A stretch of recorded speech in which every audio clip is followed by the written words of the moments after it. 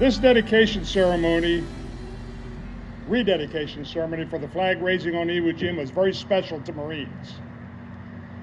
As a Marine, I know full well the significance of the horrendous battle, which has become the hallmark of the United States Marine Corps for as long as I can remember. This memorial signifies everything that is good and clean about America. The photographer who took the picture of these men raising the flag was Joe Rosenthal. They were bringing a second flag up. They had already raised a flag one time, and it was small. And so orders were given to send up a larger flag. And so Rosenthal and the cameraman who was shooting film were sitting there facing away from the flag. The cameraman that was shooting film told Rosenthal, "There it goes." Rosenthal swung around and shot almost a perfect composition. The angle of the flagpole is 45 degrees. The open space between man 1 and man 2 has knees and elbows jutting into that open area, which is reflected against the sky. You couldn't have posed that thing. It became the most important image of World War II. It remains so today. The Iwo Jima Monument was modeled by Felix deWeldon. Felix deWeldon was also called the Michelangelo of America. When that iconic photograph came into the Navy Department and Felix deWeldon saw it, he immediately saw sculpture in it. It came in on a Thursday. He started in on a model of it on Friday, had it finished by Monday, and showed it to Truman on Wednesday. That's how fast this thing went down. The story behind the statue, the Iwo Jima Monument, began with a rush to put two of them together, model it, pull a mold off of it, and cast two of these for FDR's 7th War Bond Drive. And those two were put on flatbed vehicles and hauled all over the United States. As a matter of fact, they were accompanied by the remaining soldiers who lived from that flag raising. After the tour was over with, these two plaster models were then given to, one was given to the Marine Corps Recruit Depot at Parris Island, South Carolina, and the other one was given to the Marine Corps facility at Quantico. Now the one at Quantico collapsed and no longer exists in its original form. So that means the first of the originals was now gone. The second one is at Parris Island, South Carolina. It's also made out of plaster, and it's in terrible shape, and unless something is done to take care of it, it will be gone soon.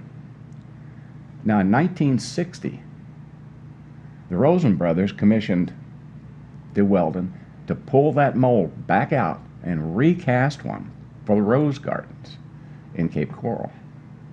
And that one is made out of cast stone.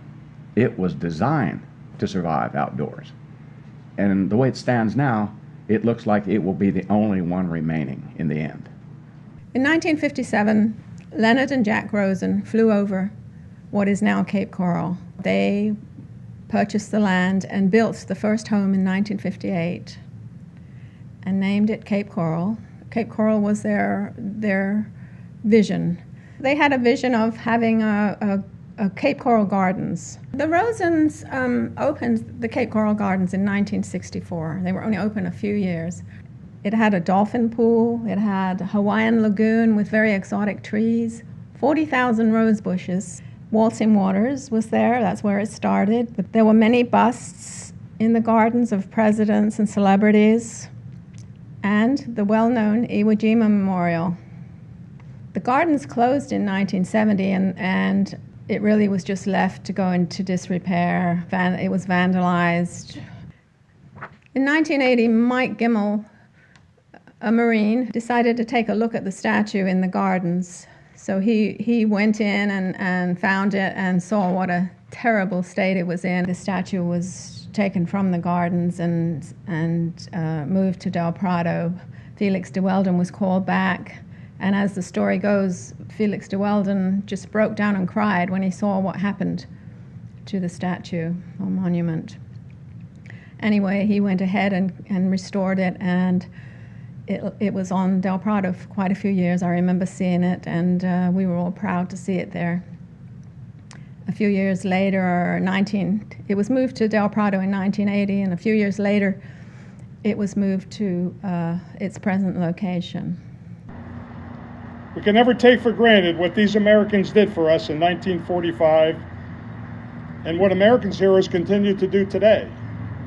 I would ask the young generation out there, a personal plea from me to you: get out from behind the computer, get out from behind your video games, volunteer at a VA hospital, meet some of these veterans from the Second World War in Korea and Vietnam, and cherish their stories, because that's what it's about. That's the American pictorial right there in front of you. Well, the story of Iwo Jima, that was a battle that was of a tactical nature more than a strategic nature. What was happening is that the B-29s that were flying from Saipan and Tinian and Guam to Japan, that was a 1,300-mile flight one way. And when they flew towards Japan, they flew near this island called Iwo Jima. And Japanese had fighter bases on there, and they were attacked going to Japan and coming back from Japan. And they decided that because they were taking losses to the crews and the aircraft, that they should take the island and utilize the 3 airfields that were there so that they could provide fighter escort, but more importantly, for B-29s that were severely damaged or run out of fuel could land on the airfields in Iwo Jima.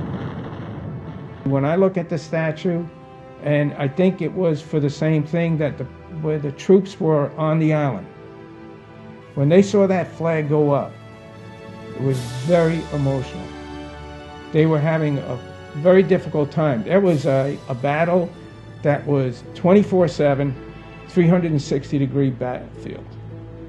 And it went on for 36 days. And they lost an equivalent. There's a lot of numbers as to casualties. The overall real number is about 28,000 altogether. That was 1/3 of the invading force. This is the only battle in the Pacific where the Marine casualties were larger than the Japanese casualties.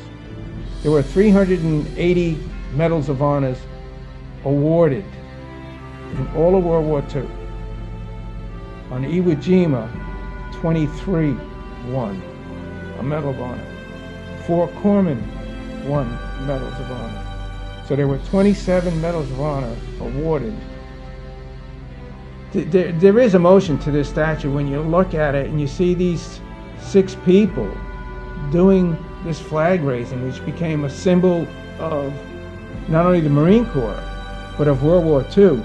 And it has evolved into the courage and sacrifice all of our veterans and all the wars we've been in since that time. It's gravitated to that because people don't relate to Iwo Jima as much anymore because there's not many people left. We don't have that many World War II veterans left. I know when a lot of people are there, they just break down and they cry. When we were doing the sandblasting, there was a young fella that was on that sandblasting crew, Vince Katina. And he said, boy, I'm glad I'm on this job. He says, I wouldn't have missed this for the world. He said, and he brought us down to the Vietnam Veterans Memorial that we have at ECO. And he pointed out, he says, that's my uncle. And his uncle was a Medal of Honor recipient. The only one on that particular plaque. And he says, it means the world to me. He says, yeah, and it brought him to tears. And I know there are times when I talk about this, like I'm starting to break up. Because it means that much.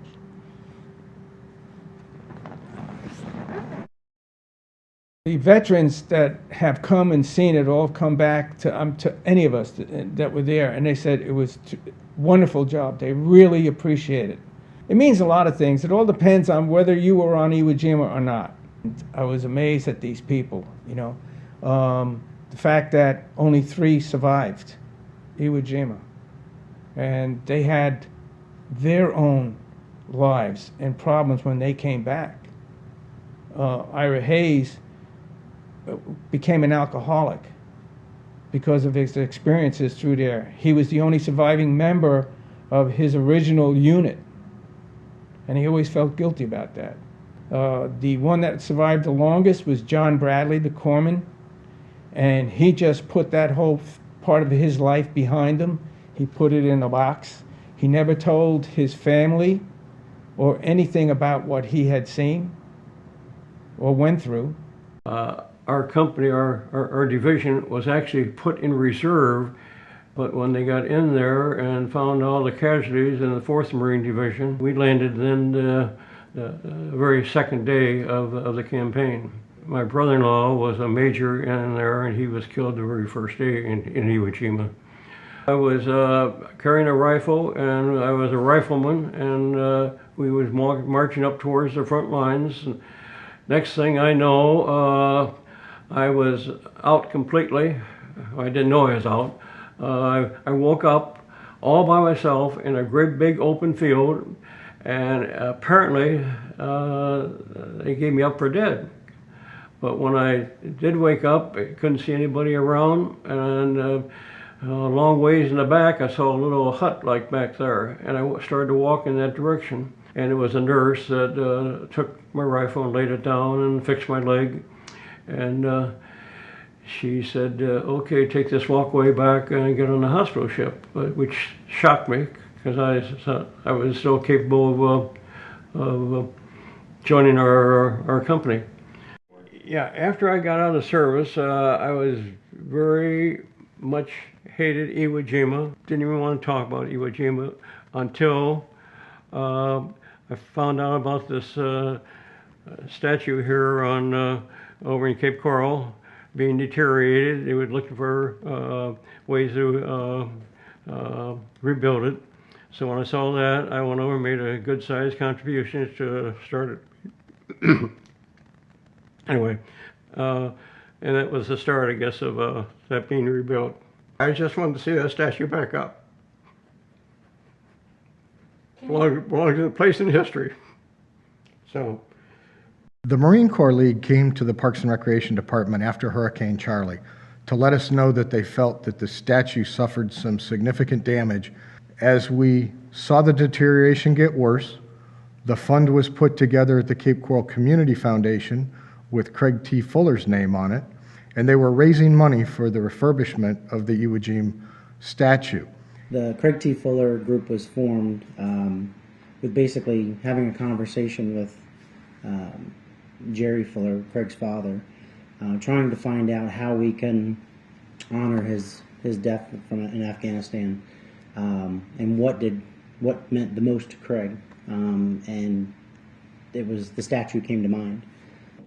The day that Craig was killed, he was coming back from a small village, and he had just got done delivering food supplies, and he was helping to fix the septic system and the water system, and making sure that this village had everything that they needed, because they were pretty much cut off because of the Taliban. Originally, we knew that the statue, just from the visual inspection of it, that it was pretty badly deteriorated. None of us having any knowledge of what it would take to restore it, we just had one goal in mind, that it needed to be restored. There were some numbers thrown around, maybe 25,000, 30,000. We didn't know. So that's what we set our sights on originally, was $25,000. I thought that would be a very obtainable goal. But as we did further research and met more people and really understood what it would take to restore it and how badly it was just disintegrating from the inside out, we later learned that it might be 60,000, 80,000, over 100,000. The numbers kept going up. The numbers just kept going up and up and up, and we were on a slippery pole going, how are we going to do this? And we decided that we were going to do this big event, and it was going to take place on Valentine's Day. So we were going to play off of Valentine's Day, and we were going to make it for the love of our soldiers. We had about 1,500, 2,000 people that were actually at this event at JC Park, and it was just incredible to see the community actually come together and really appreciate the one moment that we had strived so hard to achieve. And it was to really just bring the recognition to the fact that our military gives up everything for us, and that's what that statue symbolizes. It's, you know, it's the Marine Corps symbol, and everything that they do is about that statue. Without the Fuller Group, I'm not sure how long it would have taken to provide the resources necessary for this large of a project. With the dwindling city revenues, the city was not in a position to take this project on by itself. So credit goes to the Craig T. Fuller folks and the Cape Coral Community Foundation for spearheading the effort in order to get the funding started. The Parks and Recreation Department really didn't have a great idea on how to restore a statue of this magnitude. I was looking for individuals that could assist. George Colum was on the committee with myself, and Councilmember Bill Diley was added. We were joined by a fourth individual who came into my office prior to the bids being submitted and said he was a concrete restorer from Iowa. And his expertise was in concrete restoration, and what we had was really a big piece of concrete out there that needed a lot of work and needed to be restored. Don Meek was his name. It was Don's expertise that really brought this project to a successful completion. Well, my expertise has to do with the structural aspects of the monument. And so I bring 30 plus years of experience in the restoration of concrete type structures. So I was the engineer, and I had total control over the project. Since I knew a lot about restoration, I knew that I would not be able to find a sculptor that could do the restoration on the inside that would know as much about the restoration inside as I would, or would be as familiar with that as I would. So I had to select a sculptor that I knew that could be very cooperative, and that I could lead them through the process of the interior restoration. I selected D.J. Wilkins because I knew that D.J. Wilkins was a local contractor. I wanted to keep the money locally because it's local money that's provided for this monument. Plus, he was, after interviewing him, I could see that he had great knowledge and background on this structure, and also he was very cooperative. I started my public art career here in Fort Myers, 1982. I built 23 of the 28 public sculpture pieces that we have in the area. So this type of work has been my ongoing career for the last 30 years. Some of them include the Panther Monument, the 7 portrait bust in Harborside, Uncommon Friends, the Civil War statue that's in Centennial Park called 2nd Regiment Infantry, U.S. Colored Troops, Thomas Edison at Edison College, Edison at the Edison Home, Henry Ford, Mina Edison are some of the ones that you might be familiar with. When we started in to restore it, we didn't know what we were getting into. But then whenever we started exploring it, we found that the surface underneath of all of this coatings and stuff had Felix deWeldon's original tool marks in it. We wanted to preserve that surface. We found out we could not. What we ended up having to do was sandblast all of this surfacing material off, and in the process we ended up taking off all the original surface work that he did. So what we did was put new surface back on the entire thing, restruck it with the same pattern of tool marks and so forth that would have been deWeldon's. The restoration process itself, like I said earlier, required that we sandblast everything off of it. But once we did that, there were over 250 feet of cracks in it, some of them as much as ½ inch wide. Our consulting engineer, Don Meek, studied this whole thing. He is an expert in concrete and stone restoration. This is made out of cast stone. And we rewrote a plan for the restoration. It included injecting epoxy into ports that are set along all of these cracks and literally bonding the piece back to its core. There was a gap between the core and the outside skin because there was plaster used on the inside of it to hold it to its frame. That had disintegrated. It turned into something that looked like drywall mud. We had to drill 65-inch-and-a-half holes in this and flush that all out. We started filling it with the Sika 212 flowable grout. We worked our way up until we got all the way to the top. Now the core and the outside skin have no void.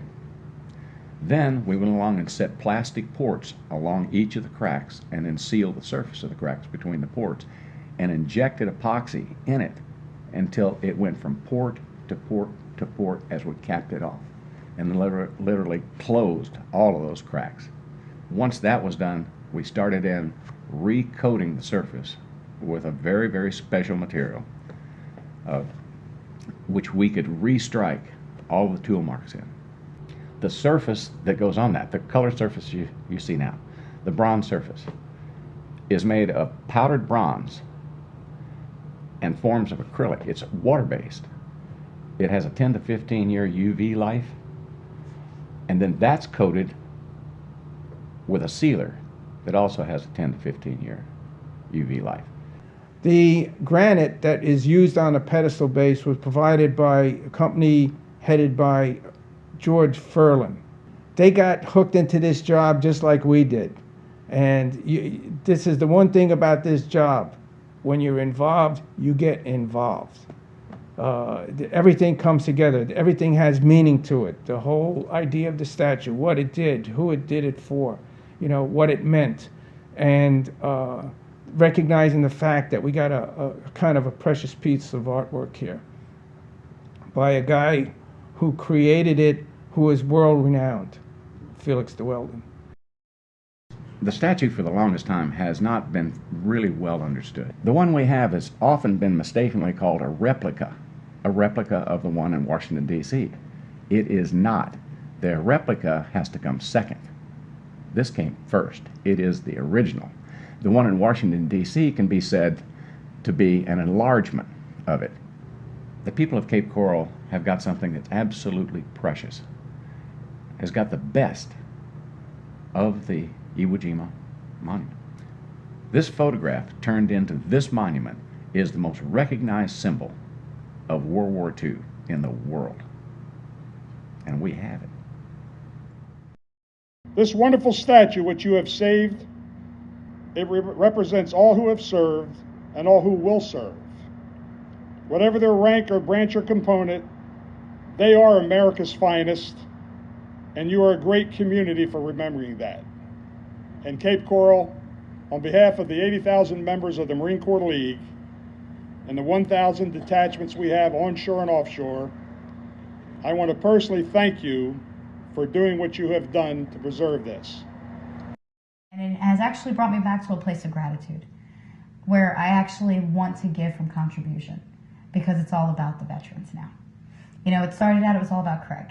And now it's more. Now it's about our local community, and it's about what this area can actually offer, and with this being one of 3 originals. It touched my heart in such a way I can't even explain it. I can't even try to put it into words. But to really see what we were able to do and really make happen. We didn't just talk about it, we did it. And we got to see what our love was able to do. I'm pretty proud of what we did. I feel that we did a first-rate job.